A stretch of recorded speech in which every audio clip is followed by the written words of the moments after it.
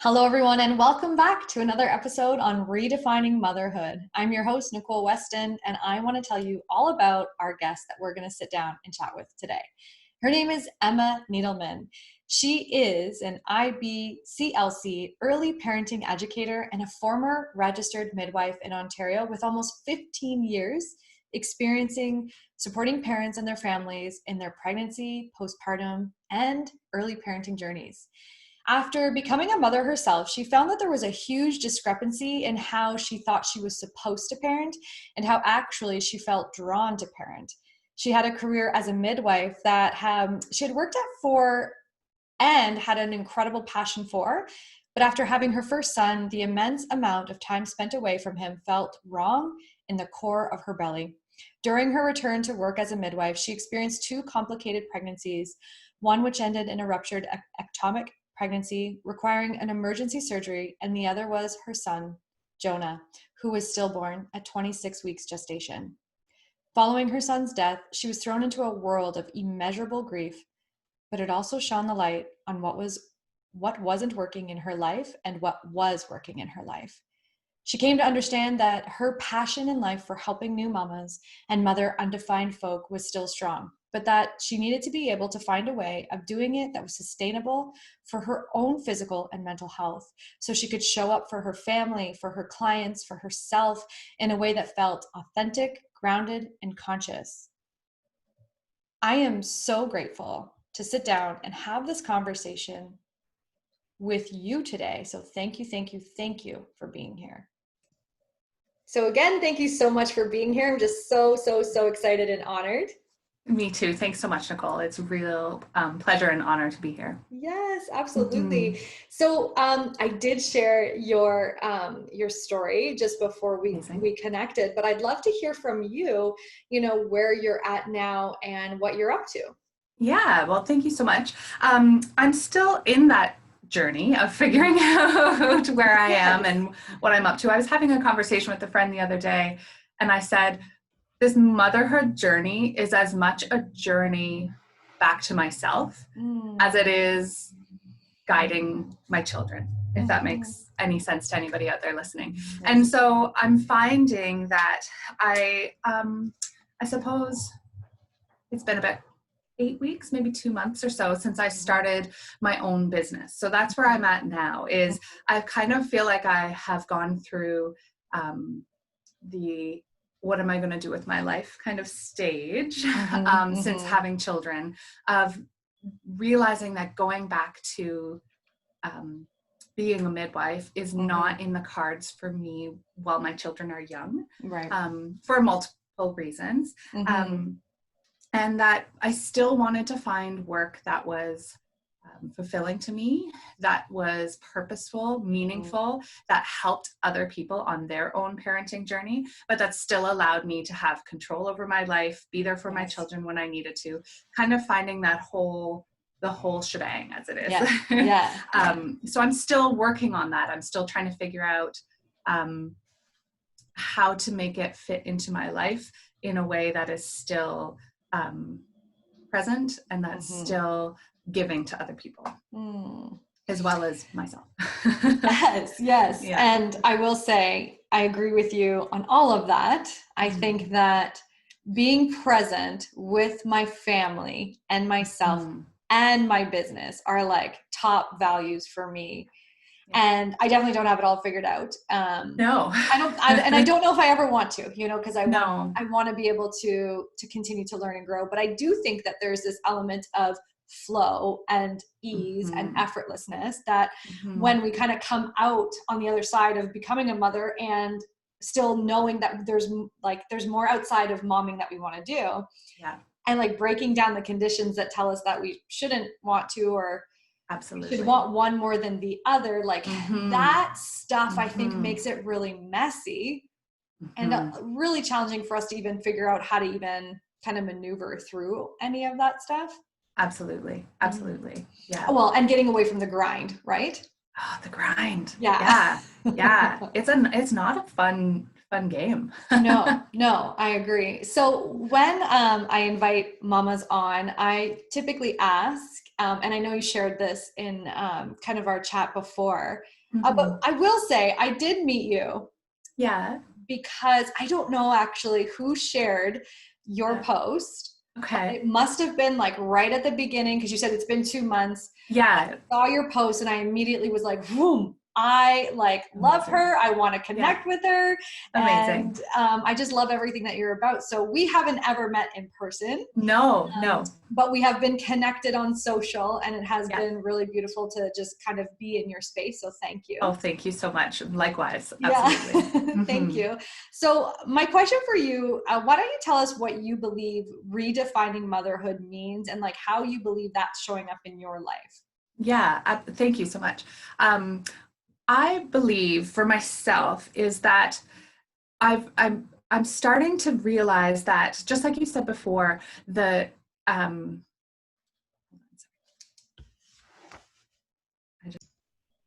so redefining motherhood for me was this idea that before I had children, I was very driven. I worked in a very fast-paced, intense career that I loved, and I wanted to be a midwife since I was 12. It's like a lifelong dream for me, and it's a really rigorous schooling and program to get through. And you're living on call, you're busy, it's very important work. And I always assumed that my children, once I chose to have them, would just sort of slot in place, and I would continue to be busy, driven, out there doing my work, and then I would sort of come home to my children, and that would be the thing that I did. And I had been in childcare my whole life as well. I was a nanny in my early 20s. It wasn't that I didn't know about children, but I didn't know in my core about my children and what kind of mother I would be. I had ideas of what sort of mother I would be. Right. And then I had my own baby, and everything changed. Everything changed. As I'm sure it's not a unique story to me in terms of children, having a baby and children changing your life. But for me, it was suddenly there was this discord between, I found myself being, I don't want to put a label on it, but if I were, I'd be leaning more towards a sort of attachment style parenting, which was not something that I had intentionally sought out prior to. It was just something that sort of naturally came about. And then as I was doing lots of research, because I loved research, I'm a big nerd, was that I found this thing called attachment parenting that I didn't know about before. And I was sort of like, oh, that's sort of what I'm leaning towards. And so I was then faced with going back to work, and it was this thing, like everything in my body was telling me it wasn't the right thing to do. Everything, like I felt sick, I felt anxious, I couldn't sleep, I did not. But then in my mind, I was like, oh, but this is a job I love. This is a job I wanted my whole life. This was something I worked really hard to get. This is something that I'm, tens of thousands of dollars in debt to become in student loans. And I'm going to go back because that's just what I have to do. Yes. And my partner and I too would be discussing things, and it's just like, well, you just have to go back. That's what we're doing. That's right. Without any understanding that there could be another option.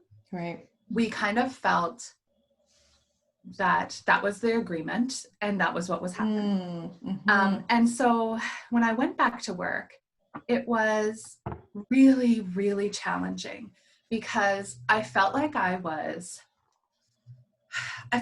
doing a terrible job at everything because I wasn't listening to my gut, essentially. And I wasn't fully present in anything that I did.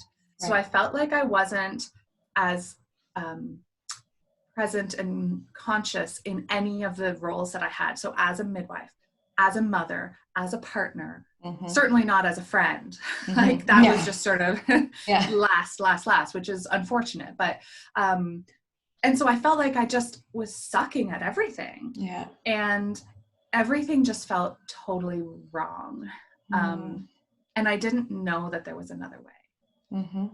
And so, I'm not sure if you shared this on the my introduction, but I'm sure you might have. So I had, when I went back to work, I had two pregnancies actually by the time I went back to work. One was an ectopic pregnancy that ruptured. I ended up in emergency surgery. I should have had more time off work, but because of the nature of it, we can't, blah, blah, blah. That should have been my first warning sign. Okay. I ignored it. You just push through, right? And it's sort of this idea that you drive and you go and you go and you go. And then I got pregnant with my son, Jonah, who ended up being stillborn at 6 months, when I was 6 months pregnant. And his pregnancy all the way along had all of these red flags. Okay. I had bleeding throughout my whole pregnancy, and not just spotting, but these big gushes of blood every couple of weeks. And we could never find out what was wrong. I multiple ultrasounds, seeing OBs before I was even 20 weeks, very confusing. Nobody knew what was going on and why. Right. And then it kept going. My water broke when I was just 21 weeks pregnant. Right. And I remember thinking, the moment that my water broke, I had this like aha moment that everything in my being just said, okay, I hear you. I have goosebumps saying this now. I feel like there were, and not to get too philosophical or spiritual in any. You do it. But I feel like my son Jonah was a gift and a messenger of telling me I wasn't listening to myself. And I think that this is something that mother identified people will really understand, is that we may not do things for ourselves at the beginning, but we tend to do things for our children. Yeah. I'd like to change that, which we can get into later. Yes. I'd like people to do things for themselves. I think you and I have the same mission. Yeah. Yeah. Of like, awesome that you do things for your children, but let's also do things because they're right for us. Anyways, so I had this, I hear you. And then the journey of being on bed rest and trying to give him every possible chance of survival. I was seen at Mount Sinai in Toronto in their special pregnancy program. We tried all of the things. He wasn't going to survive. Okay. And so since his birth and death, obviously my whole life has changed. And it's been this real struggle of, I was diagnosed with PTSD. So we can also get into that at some point, but I didn't know that that's what it was for a very long time. Okay. I thought it was just grief. Yeah. Right. Yeah. But there was more to it. But I had this huge grieving process for my son, which I still feel every day, but also for my career and for the life that and the person that I thought I was going to be. And then things were not what I planned for them to be. And I really feel like Jonah, I said this already, was this sort of messenger of, he was getting me to wake up to what was working for me and what wasn't working for me. And once I was finally able to kind of, it wasn't until I did intensive therapy for my PTSD, dealt with that, then I was able to actually sit with myself and think, what do I want? Because if I don't take care of myself, I cannot show up for my children and my family and my partner. And this was sort of all proof of that. I have a 2-year-old son as well, so our rainbow baby. And that was an adventure in and of itself after having a stillbirth. So I've had three 3 sweet babies. 2 Mm-hmm. are with me on earth.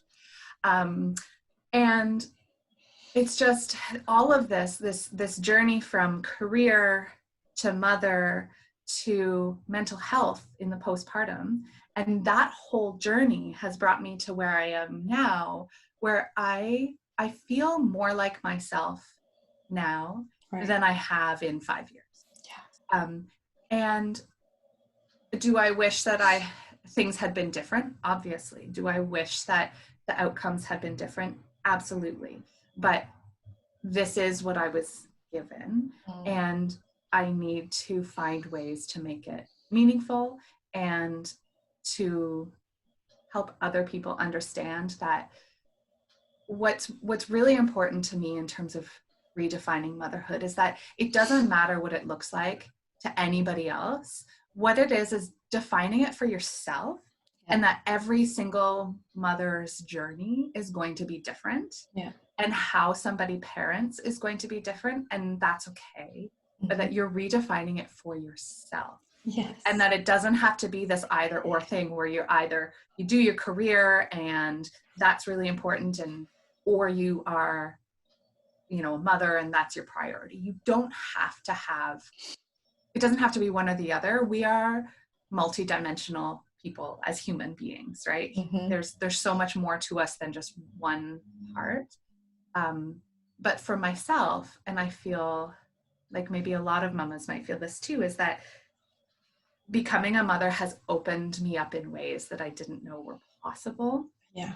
In these ways that I feel like I can feel more love for the whole world. Yeah. It cracks something open in you that you can see everybody, at least for myself, as they all are children of somebody, and like we're right, and it's without getting too woo woo or anything, but this I'll be honest, I love woo woo, so if those that don't love the woo woo, they can just pause now. Beautiful, I love it. But and so I just really feel like there's no right way to do it, but what I hope to be able to, for anybody listening to be able to come away with anything, is to listen to yourself. Yes. And do what feels right in your heart and your gut, and tune everybody else out, including me. Like, don't take my advice. Just hear that. Listen to you. That's what we want you to take away from this, is listen to you, and not the conditioned you of all the shoulds, right? Like, as soon as we hear the should, it's like, okay, no, that's not the me. No, because the me is deeper. It is. It doesn't do anybody any good. And from somebody who did suffer from postpartum mental health issues, is if at least in, I'm going to not just say mother, but primary parent. So depending on what your family structure looks like, the primary parent, they're usually, not all families, but often there's a primary parent, whether that's the birthing parent or not. If we don't take care of that mama primary parent, if they are not well and whole, I don't feel like the family can be well and whole completely. And that, and I used to get really mad when people would say, like, that cliche of put your oxygen mask on first before you help anyone else. And I'm like, you're not in my life. You don't know. You don't get it. I don't have 2 minutes to myself. I can't go pee alone. Like, nothing is, you want to come over and help me? Like, I would get very sort of defensive about it. Totally. And then going through my own journey of mental health is, oh no, we have to. You have to find the time, and however you make that work, because if the mother is not okay, the family will also suffer. Yeah. And we really need to really make that a priority, I think, in our society in general. Just as a collective. Yes. Yeah. Oh, I have so much to say. I have so many questions that I would like to unpack for our listeners, because I just want to say the last 25 minutes have been the most incredible. Oh, thank you. I know. It's an intense story. It's the power of like love that is emanating from you. That is, yes, you have been through extremely difficult times, and for you to stand on this side of the computer, standing in this space and holding that, like, I want to share this video so everyone can see the love that is just like all around you. And yeah, it's an important conversation to have. And there's a few things that I want to unpack for sure. Sure. I'm just going to turn my monitor down because the little one seems to be up. We'll see if she goes back. Okay, I get it. I get it. Real life moms. And I'm like, there's so many things swirling around in my head, so I don't want you to think that I'm trying to go in order or anything. No. Okay, for those listening, when you are utilizing the language primary caregiver, primary person, can we unpack that a bit more? Because I think that's important, because I think our society has labeled roles based on gender. Many, many decades and centuries have been roles based on gender. And I think that, I mean, we could have a whole conversation on that too. We could. Yes. Yeah. So keeping in mind that we definitely want you to come back for many, many times. When you are saying, I want you to unpack it for people who maybe don't know what you're referring to. Yeah, absolutely. So I like to use more inclusive language to make sure that everybody listening feels seen and heard. So when I say primary parent, for some people that might mean mother, mama, like any of that. But I'm really taking away the gender portion of it, because there might be families in which the parents, either single parent, multiple parents, are what we call non-binary when it comes to gender. So they don't identify as male or female, or it could be transgendered, so identifying as a gender that isn't the same as the biological sex that they were assigned at birth. So I'm talking about the parent. When I say primary parent, I mean the parent who takes on the majority of the emotional labor of parenting. Wow. That's what I mean. And so it doesn't necessarily mean somebody who is female bodied and female identified. But I mean, it certainly can mean that. Totally. But I'm meaning more, the parent who takes on the majority of the emotional work of parenting. Cool. Thank you. That's no, I appreciate that. And it's definitely important because our gender does not define what we're responsible for. No. And there's so many other layers to, what happens in a family dynamic and, what gets assigned where. And absolutely. Definitely having the conversation around identifying as a mother and what that means to identify as a mother. Which is ultimately how we will redefine motherhood.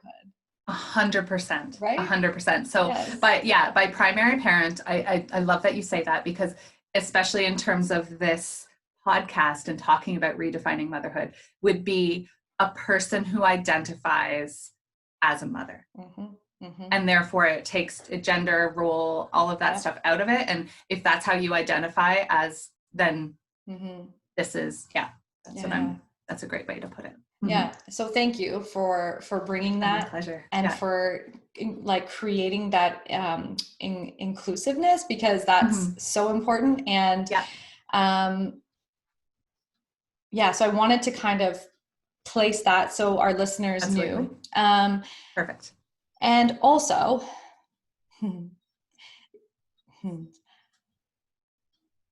okay, so the first thing came up was, you knew when you were going back to work, it was this like pull of like, I have to, you and your partner were having a conversation of like, well, like, I just have to. Yeah. And so, but then you said when you went there, you're like, it felt wrong. Yeah. So I feel like a lot of us can identify with that. So Yeah. can you tell us a bit more about what that felt like when it was like you knew you were there? Yeah. You know, not what the head was saying, but like, Yeah. how did you know that it wasn't aligned? Or do you Yeah. remember? Or Yeah. So one of the tools that I've learned in my healing journey has been mindfulness. Okay. And it really comes back to paying attention to the body, and that we can start, if we have a body, we can do mindfulness, because it starts with the body. We often, this is off a little tangent, but emotions often start in the body first before we're able to recognize what they are, or even, before we can start to express them or feel them. Right. So if we can think about how is our body feeling, and using that as a tool for decision making, you know, moving forward on things, whatever it is in your life. And so that's what I felt the most, was my body was trying to tell me, but my brain wouldn't listen. And so things like nausea, like just feeling sick to my stomach, like that literal pit of your stomach dropping feeling. A lot of tightness, muscle tightness in my neck and shoulders. I was clenching my teeth, grinding my teeth at night. So I had a lot of like TMJ, sort of that jaw pain. And just this feeling, it was really in the pit of my stomach, and just this sort of sickening feeling all the time. And then I also couldn't sleep. I was having a lot of anxiety, and just this always being somewhere else. So when I was at work, I was worried about my kids, or my kid at the time. He was 10 months when I went back to work. And then when I was with my son, thinking about work and worrying, you know, and never being fully present in what I was doing. And that's how it felt. And it's interesting that the way that the other pregnancies showed up for me was also so visceral, like, so in my body was an ectopic, was something went askew in my body, and then I had to have surgery. And then with my pregnancy with Jonah, with the bleeding, like, it was all of these very somatic, physical signs and symptoms that I just kept pushing. Right. And so coming back, and I think that in again, this could be a whole other conversation about motherhood and your body, right? In so many ways. In terms of intimacy, not just intimacy with a partner if you have one, but intimacy with yourself in terms of just loving yourself. So, or just being in your body instead of constantly being detached from your body, which I think is fairly common especially in early new motherhood. And so for me, a big part of my healing journey, and a big part of my new way, I hope, that I am trying to redefine motherhood for myself, is checking in with my body first before I make any decision. And even if that is a decision like, do I want to, for example, come on this podcast? Is this something that I actually want to do? Let me just take a moment, feel how it feels in my body. And for me, it's especially my gut, my stomach, whatever that is, of like, do I feel like my energy is all up here and I'm tense and my stomach is kind of, or do I feel like, and my stomach is relaxed? If that's how my body responds to doing something, I go with it. If my body is like, oh God, I don't want to do this, then I'm obviously I'm not there all of the time, but I'm working really hard on checking in with how it feels. And we have to do things we don't want to do as humans, as adults, right? Like, my green bin the other day was full of maggots. I did not want to have to clean it out. Right? But I did, because I'm a grown up and you got to do it. It's like that adult thing. My stomach did not want to do that. But in terms of sort of like a giving of yourself in any sort of energetic way. Check in first. So that's been, that alignment, right? Checking in with that alignment and really knowing like what a yes and what a no feels like. And I find for myself, operating out of fear for the majority of my life since coming through this work and doing that, very similar, like, am I in my body? What is my body responding to? I've really, I've learned so many things. I've really recognized that intensity that I feel is actually excitement or passion. Yep. And I would have identified it as nerves or anxious or like that I'm not supposed to do it. Because I would identify it with standing in line for a roller coaster and like, this isn't safe, so I shouldn't be doing it versus, but what if I am excited? Right. That anticipatory, ooh, this could be something. And that's a good feeling, right? That's something you want to move towards versus no, bad, step away. Yeah. Because we need to know that. You do. And you need to be able to, piece that apart and know which feeling is it. And it's not an easy thing to do. Yeah. And wouldn't you say too, like a lot of colleagues of mine were having conversations around trauma and the trauma brain and understanding, trauma within our bodies and being able to identify with that. And I think for me personally, my experience has been really leaving my body and dissociating. And I think over time, what happened was not really knowing what I was feeling and what I wanted. So because I was so used to dissociating and leaving. Absolutely. Right. Absolutely. And I think there's like this, we have this conversation a lot, is like, there's this misunderstanding that trauma has to be like the big, traumas where big T trauma. Where it's not, it can be more than that. And then I think that word trauma can be very scary because it's misunderstood. But if we understood it more, how we are working within that lens and how we could break that down to be more in tune with our bodies within the work that I'm doing within my practice, one of my major intentions is to teach the clients I'm working with how to recognize how they feel and how to know what their gut says, because their gut is always right. So what might be right, what I think is right for them may not be it. But if I can elicit and teach and model how to, click into that, for me, I feel like that's the gift. Because that can go with anyone for forever. And it's like, we're always kind of taking in information, checking and letting it go. I feel like that can be such a pillar in the work. Absolutely. Absolutely. And there's sort of two things I want to go off on there. Is one is with mothers and mother identified people. And then the other is with babies and children when we're talking about that sort of small T trauma.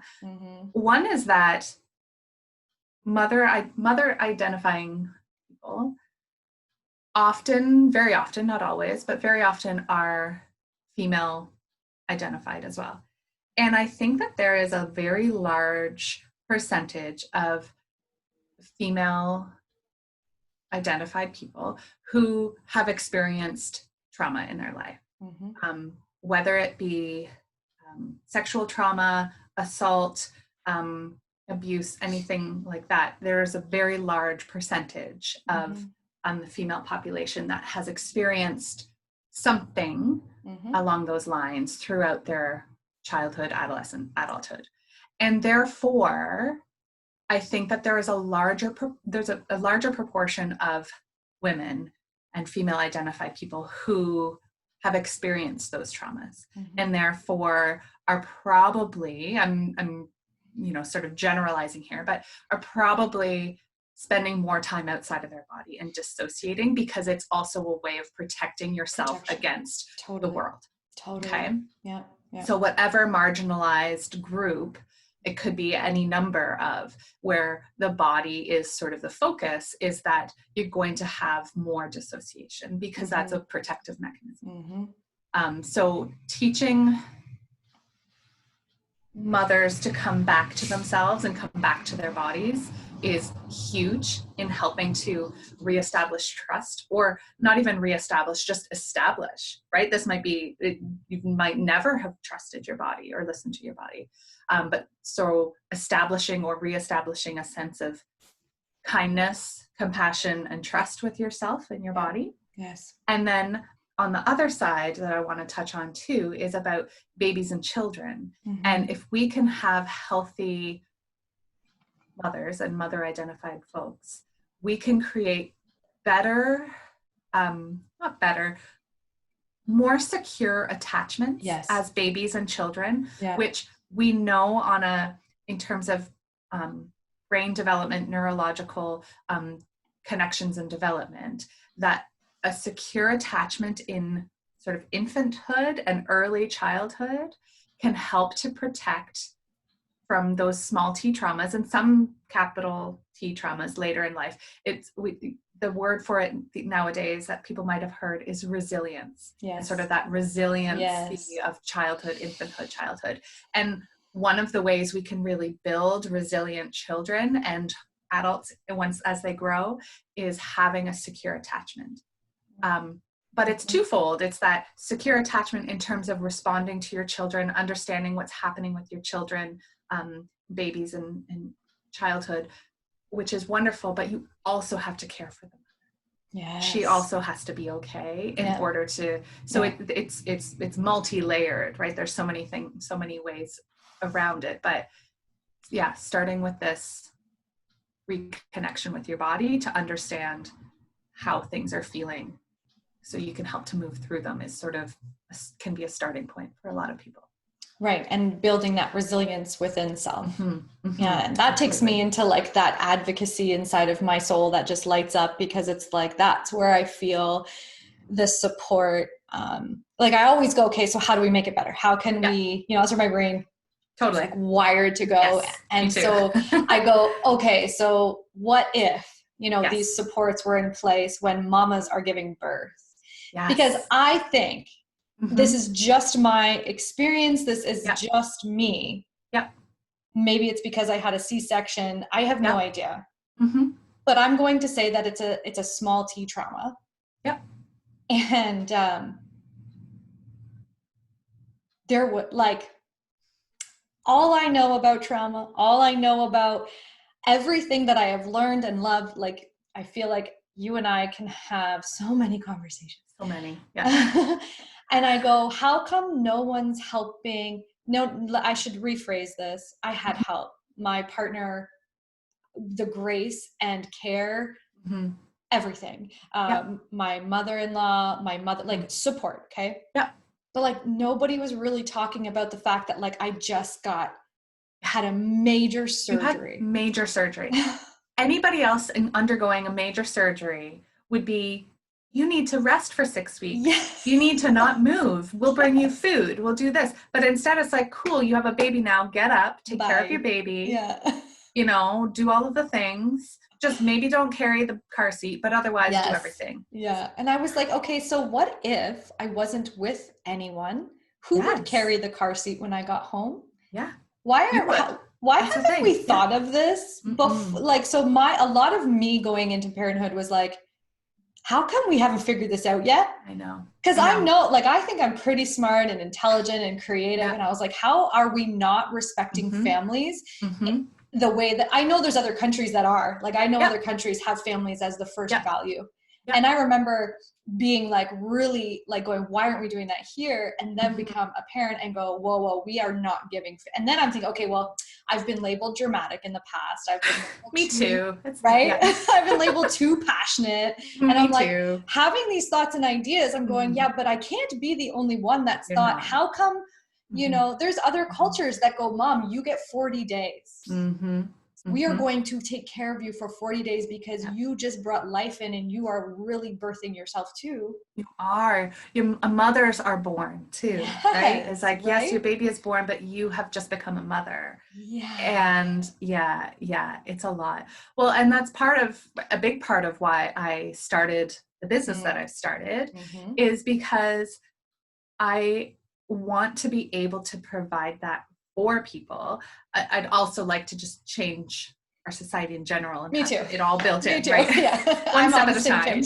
Yeah. And so some of the programs that I have in my business one is called the First 40 Days, where I meet with a client once a week in their home if they're comfortable with it, or we can do virtual as well, every week for 6 weeks, for the first 6 weeks of the week, where it's I come, we talk about whatever it is that you want to talk about, right? But I come as an international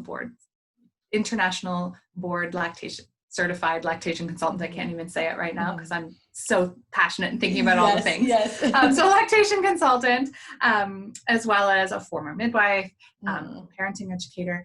And it's about mothering the mother is what the program is. Yeah. And so we meet we meet one time prenatally, we make a plan, we go through, and then I also offer fourth trimester classes, as well as fourth trimester person, like one-on-one. So again, I can come to your house and we talk about all of the different things, because mothers and mother identified people really, they need caring for too.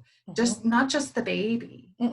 Baby is super important, but so in healthcare, we call mothers and babies a mother-baby dyad.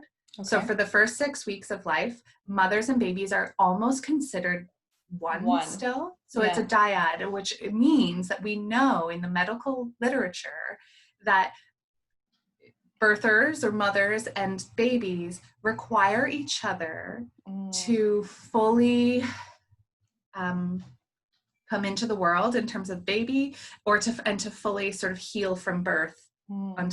So hormonally, like regulating blood sugar, breathing, body temperature, all of those things that they require each other. Yes. And we know this. So why aren't we doing more?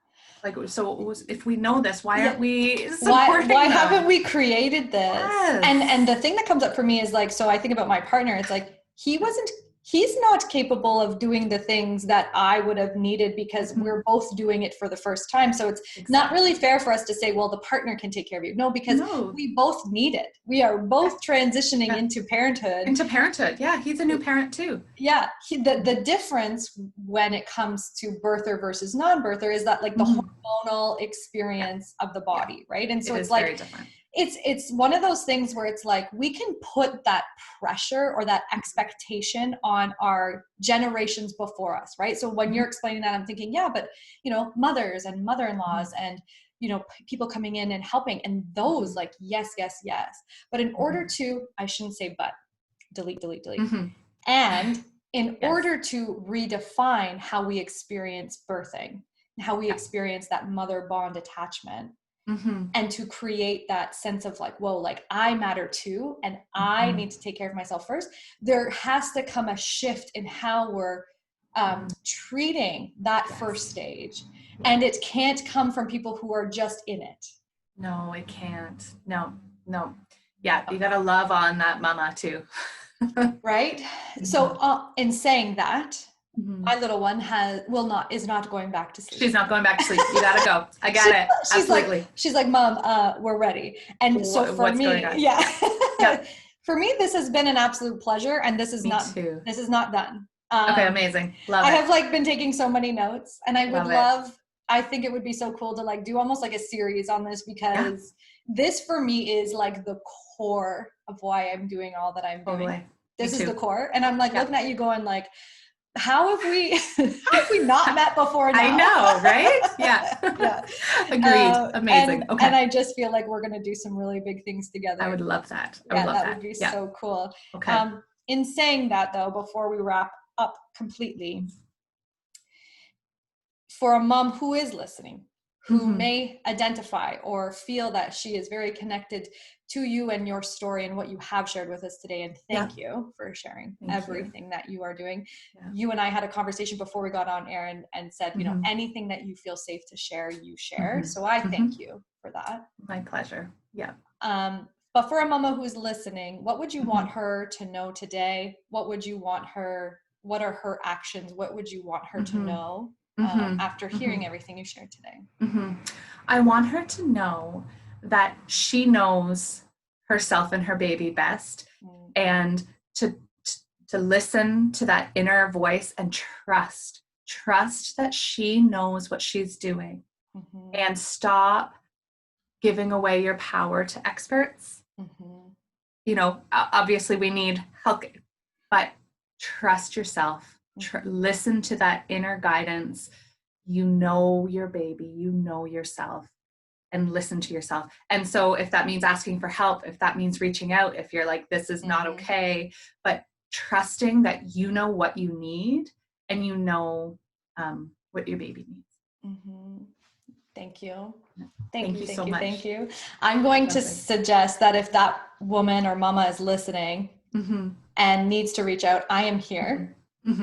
I don't know if there's like, I know you said you're offering free consultations. Absolutely. Yeah. So we'll put all your links below in the show notes to share with any mamas. Wonderful. And all of your Instagram and your Facebook as well. Thank you. They'll connect with you.